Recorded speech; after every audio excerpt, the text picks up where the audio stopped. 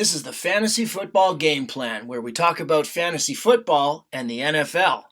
So, a lot of interesting events happened yesterday in the NFL. I'm still shaking my head. Seems to be a weekly occurrence. First of all, going forward, bye weeks, Rams and Broncos this week.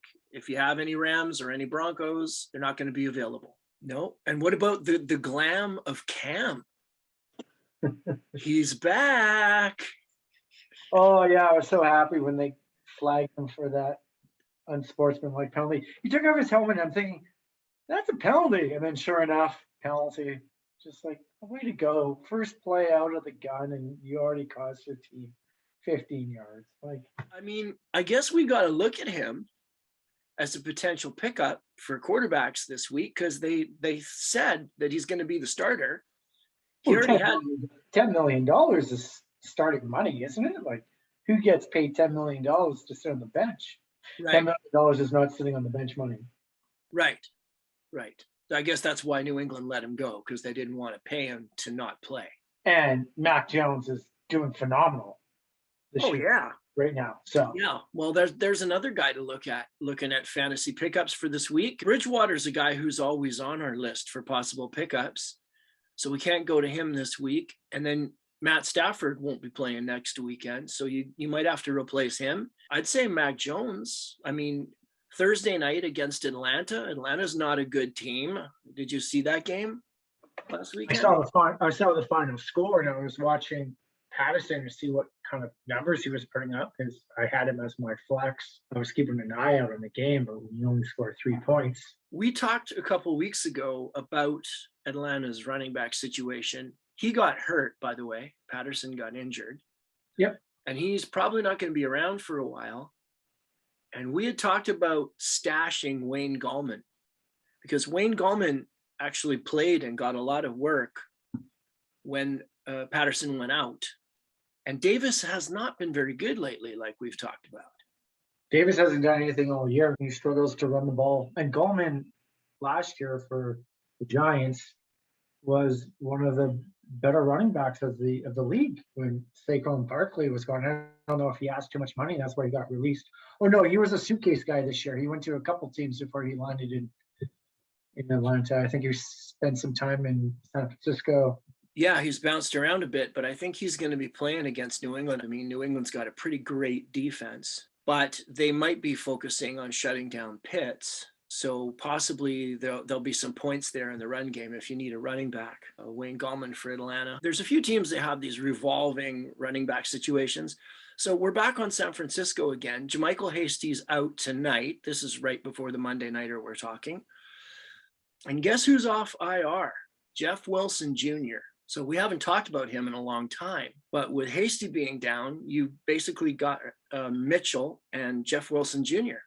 So there's another pickup for week 11.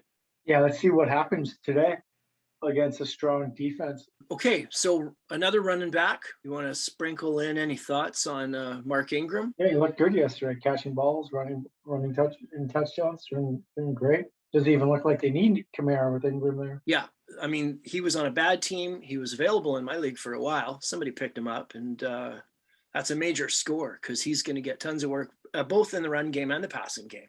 Still running that weird package with Simeons and Taysom Hill and then also Ingram. So they have that heavy set look. It all depends if you're lucky enough to have a player on the field when they're scoring touchdowns. Right down by the goal line, or when they need first downs, they go to that. Another messy situation, the Titans, it seems to me like Donta Foreman is the one that they're going to give most of the carries to. We were trying to figure out the whole Peterson, McNichols situation, and then here comes Donta Foreman with 11 carries for 30 yards and 2 catches for 48 yards. And he had the most carries in that backfield. So that's a weird one. You might be stuck for a running back, so we had to bring it up. Have you been watching Jacksonville at all? I had a comment on one of my Facebook posts last week saying, pay attention to their defense as a defensive option. Right. And I thought that was a good comment. I came in from Tyson Turner. So he's been listening or watching us. And I thought, maybe I should pay attention to their defense. They did shut down Buffalo the week before. And this week. Their special teams has been pretty solid all year. What do you know about Jamal Agnew? I was trying to figure out if he's a receiver or a running back or what he is. He used to be a defensive back for the Lions, and then last year they converted him to a slot receiver and was sitting on the offensive side of the ball. And he got dropped this year because Dan Campbell came in and he didn't fit the mold because he wasn't a good enough DB and not a good enough wide receiver. And then I guess Jacksonville has picked him up as a wide receiver and special teams returner. Okay, he's not a running back? No, but he plays like a slot type of. If they had him running this week, I didn't see that. Yeah, he had 7 carries for 79 yards and a touchdown, and I've never heard of him. That's interesting. That's news to me too. Right out of the gate. Like I said, converted cornerback to receiver, slot receiver. So, okay, if they're liking what he was doing on special teams as a returner, yeah, maybe that's why they're giving him a try, since their backfield's pretty beat up. Well, he could be. This is why I want to ask if you're watching their games. He could be like running jet sweeps as a slot receiver, and maybe that's why he's getting rushing yards. But either way, 79 yards and a touchdown is production. Get him in your lineup. I've got him listed as a running back when I looked him up today. I have him here as a wide receiver. Well, maybe he's doing the Atlanta thing where, like Cordell Patterson, where they're just sprinkle him in wherever they want. But, you know, he might be a guy who's useful in somebody's lineup. And then there's the situation, I guess everybody saw the Aaron Jones injury. So I don't think A.J. Dillon's going to be available in a lot of leagues, but if he is, people should grab him because Jones is going to be out for a while. Yeah, there was a trade in my league where the guy that wanted Jones to trade with me for Jones for Harris, he then completed a trade that just went through yesterday for Deebo Samuel for Aaron Jones. And I thought, that's an interesting trade. There's another player involved too. But then when Aaron Jones went down, I'm sure the guy who received Aaron Jones was going, None too right now. I like after this week, we're done for trades. Like we can't trade between. We can only go off waiver wire to pick up. Our trade deadline is this week. Okay, well that's a good reminder for everybody to find out in your league when is the deadline for trades, because apparently it's coming up. Yep. I'm not aware of when mine is in my league because no one in my league ever trades. So it's almost useless to try. I've made a few suggestions this year, but everybody just says no. So yeah, and I think that's a little bit of the fun about fantasy too, is how long shot people come out with you with some proposals and you just shake your head and laugh. Because I think a lot of times when it comes to trading, you hold your card so close to your chest that really, a lot of them don't even make it through. And I wonder how other leagues deal with trades and how often people are trading players between each other. But I know in my league too, they're very slim when they do happen. And we all have a vote. That's cool about my league, is that everybody has a vote. So you could vote to kibosh it as you want. It's not the commissioner that makes the choice. It's the whole league that makes the choice. So that's one of our rules we play. So everyone has transparency on it. And if you don't think Hunter Renfrew is a straight up deal for somebody else, then you can just, that was a trade that went through, that's going through tomorrow, is Hunter Renfrew for Clyde Hilaire. Like Clyde Hilaire is on injured reserve and the other guy's getting Hunter Renfrew. I don't care. Like I was just like, whoever gets the injured reserve players losing out, it's your problem. I don't know why you would trade for someone on IR. Well, he's coming off IR. So, we had Hunter Renfrow on our list last week, and that was a great suggestion if people took us up on it, because he had a great game, even though the Raiders were crap. Yeah, well, without their wide receiver Ruggs being in the lineup, then you had to go with someone else. But Brian Edwards is the wide receiver. He wears number 89 for the Raiders. Right. And he's going to get some of that downfield. He got a touchdown. He caught more balls than he usually does because Ruggs is missing, as you pointed out. And we did see Deshaun Jackson come in, and he had one play, a big splash play, where he caught the ball for lots of yards and then threw the ball to the other team, and then we never saw him again. It was such a weird interception. It actually looked like he lateraled the ball, but it was actually punched out by the Chiefs. But the way it looked on TV totally looked like he was just like, here you go. I just caught a big ball, and there you go. Why don't you have it? Yeah. I guess he just needs to learn the playbook. Maybe he's a little slow on tape or whatever, but he'll get sprinkled in there for sure. Yeah. Well, I like Edwards more than I like Deshaun Jackson for that team. So for a waiver pickup, I'd rather have him. He's been on the team longer. He knows what he's doing. He's starting to look better and better. He's just a young player, but he's a second-year guy, but he's starting to look good.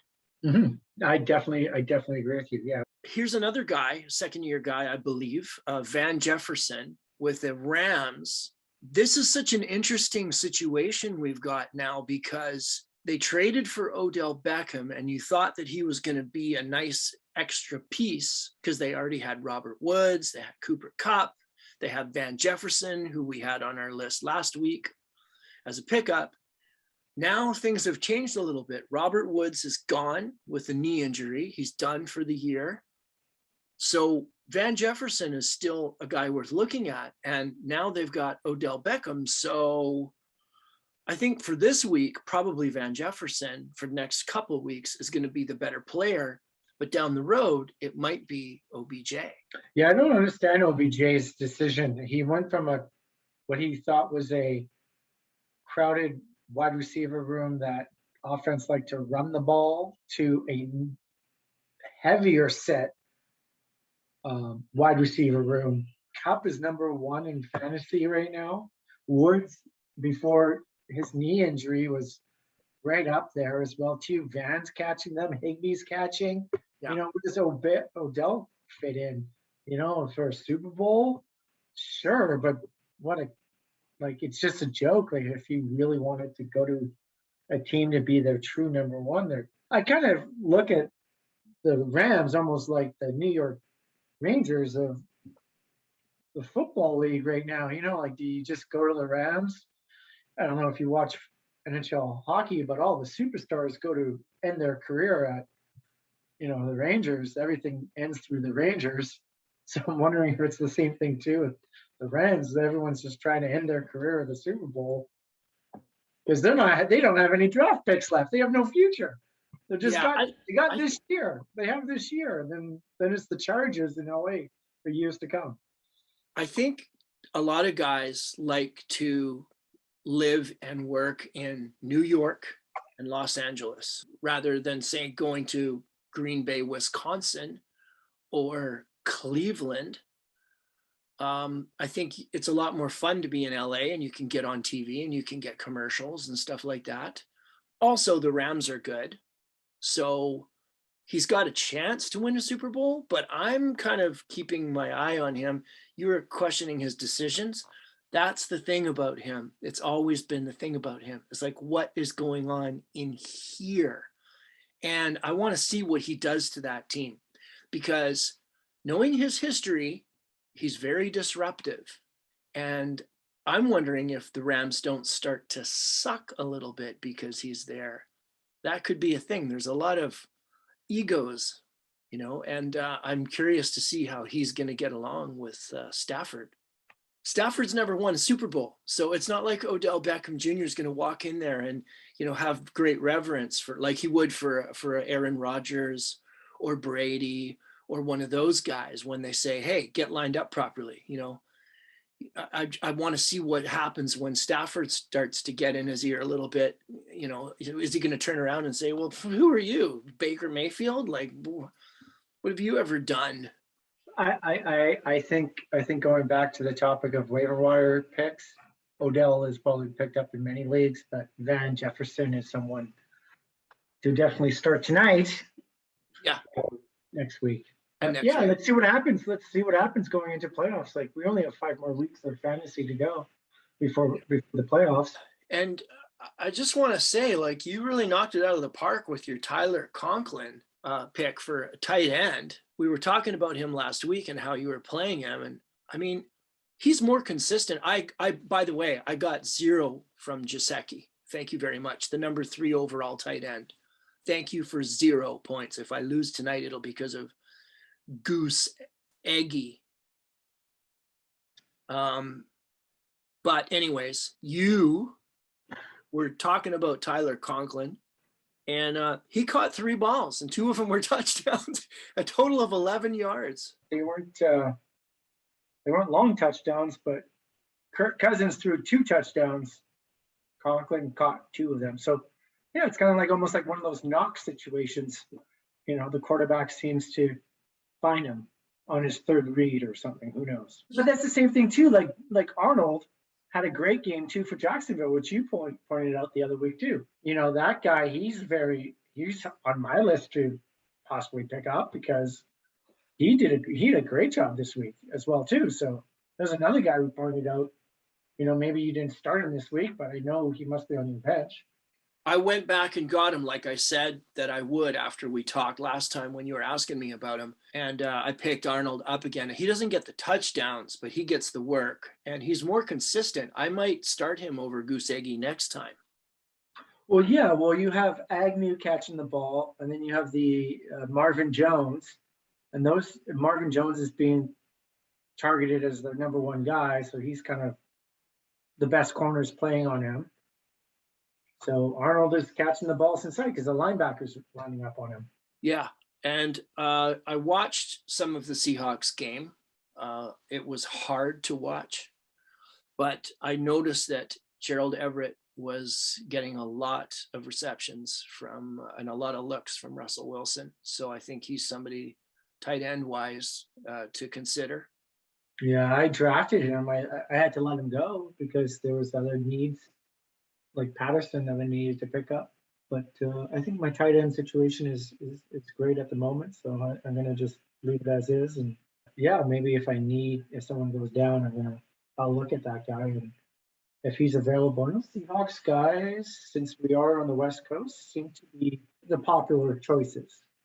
Yes. Amongst people that watch football on the West Coast. So people just know the players kind of like by heart because it's our local team kind of thing. So that's why I find it a little bit tough about picking Seattle. It's because you got like a little bit of like the heart relationship where people are like, I need Russell Wilson, or I need, somebody, I need Carter or whoever to run the ball.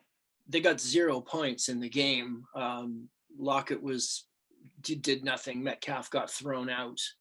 He just lost himself. He went off, lost his mind. He tried to go back in the game after he'd been ejected. I'm surprised he's not fined or suspended for that. He probably will be. Oh, yeah, stay tuned for that. So a receiver now to look at is Josh Reynolds.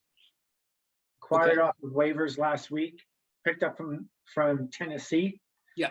He wasn't doing anything there because of the locker room. So he didn't play this week, but he definitely will be playing because he had a whole week of practice last week. But you know what? With the receivers that are on the list, like Brian Edwards, we even talk about Marcus Johnson, who's a Tennessee receiver that probably is getting more time because of Reynolds leaving. And Julio Jones went on IR today. I think it's going to be like a 3-week IR. So it's not season ending, but he's been so on and off with his injuries that they finally said, okay, this isn't helping us at all. Go get better. And the guy that caught a lot of the balls, in his place is the guy you were talking about, Marcus Johnson. He caught 5 receptions for 100 yards. They targeted him 6 times. And now, Julio did start that game, but he won't be next week. So Marcus Johnson, there's a good receiver on a good team who's going to get a lot of looks. Yeah. And also, let's not forget about New Orleans Galloway picking up where he should be picking up from. So he's also another guy Right. Gosh, Is it Marcus Callaway? Is that Galloway. Yeah, Galloway. Yes. he wears number 1 on He the does. Saints? Yeah. Okay. Yeah. Okay, yeah, I think I'm seeing him in a lot of highlights, and he's their leading receiver. So yes, definitely. It was forecasted at the beginning of the year to pick him up, but he really wasn't doing anything, and now he seems to he's getting his stride. So Yeah, if he's out there and he's try and get him. Yeah, we thought that Michael Thomas was going to come back, but he ain't coming back. He's come out and said that in the last couple of weeks. He won't be around this year. Nope. So that means those of us that were not really taking Callaway that seriously before can now look at him. He doesn't need to be looking over his shoulder. There's no one else coming. Okay. Anything else we want to sprinkle in for this week? No, I think that really wraps it up. That's good. Okay, well, enjoy the rest of your night. Yeah, you too. And we'll talk next week. Sounds good. Thanks for watching the Fantasy Football Game Plan podcast. Need coaching on your lineup? Drop us a line and we'll discuss your dilemma.